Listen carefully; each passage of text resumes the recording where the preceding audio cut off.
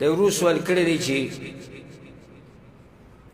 چا راته دا ویلي چې سورة طور کې یو آیت دی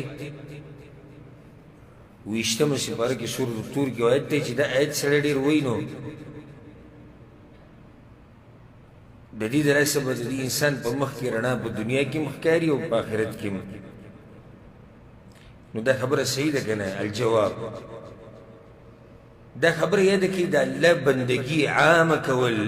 د دې د لاسه انسان باطن هم رڼا کېږي او ظاهر هم رڼا کېږي نور په مخ کې وي په ظاهري بدن وي نور دننه په باطن کې وي او ځکه عبدالله بن عباس رضی الله عنهما څه وایي وإن للحسنة لنورا في القلب د دې نیکۍ او د عبادت یو رڼا ده په زړه کې وضیاء في الوجه او په مخ کې پړقاه کوي وقوة في البدن او بدن کې طاقت ورکوي وزیادة في الرزق او چې الله بندگی کې رزق به دې پراخي برکت به ومحبة في قلوب الخلق او الله به د خلقو په زړونو کې تاسو سره محبت پیدا کوي نو دا شان وایي چې وإن للسیئة لظلمة في القلب نو د ګناه بیا یو تیاره ده په زړه کې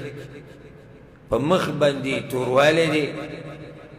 په بدن کې کمزورتیا ده ونقصا في الرزق او رزق ورسره کمیږي بې برکته کېږي او الله د دې خلکو په زړونو کې د دې سړي سره بغض پیدا کړي نه یې خوښ دا سړی دا رڼا په دنیا کې راښکاره کېږي بیا په آخرت کې هم راښکاره کېږي یوم تبیض وجوه وتسود وجوه قیامت په ورځ به بعض مخونه سپین شي بعض به تور شي هغه سپین مخونه دا دي کوم چې په دنیا کې پړقېدو د الله په بندګۍ سره او دا خبره محسوسه ده واضحه ده زړه دا خبره محسوسوي چې کله انسان بندګي کوي په دې زړه کې یو قسمه رڼا پرته وي او هغه رڼا بیا د دې زړه نه مخته راشي نو چې کله هم ته دینداره سړی وینې الله ته نږدې نو د هغه د مخ او د نور انسان ځان ته راکاږي د هغه خبرې د هغه سره ناسته زړه به دې کېږي چې د سره ناست یم ما د خبرې واورېدې ما د خدمت وکړه دا ټول هغه د نیکو اعمالو هغه اثرات دي نو دې ورور ته موږ دا وایو چې د الله سبحانه وتعالی بندګي ډېره کوه الله به درته نور په دنیا کې هم نصیب کړي او دا نور به درته په آخرت کې هم نصیب کړي هر چې راته تپوس کوي چې سورة طور کې بعض کسان وایي چې څه آیتونه دي نو دا خبره کمزوري ده